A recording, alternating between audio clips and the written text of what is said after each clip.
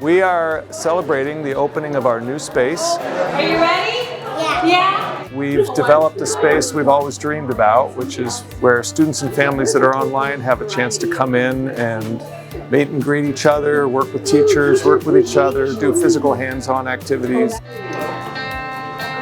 Awesome to get to know, meet in person and then also interact with their peers, because they only seen each other online so far, and it's also good to get to spend a little bit of time to talk in person.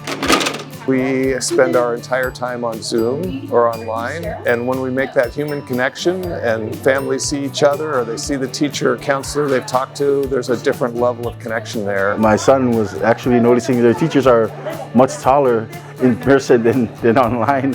I mean, we're just going around and getting to know the teachers and getting to see the school. It's fun. You get to do a lot of fun stuff.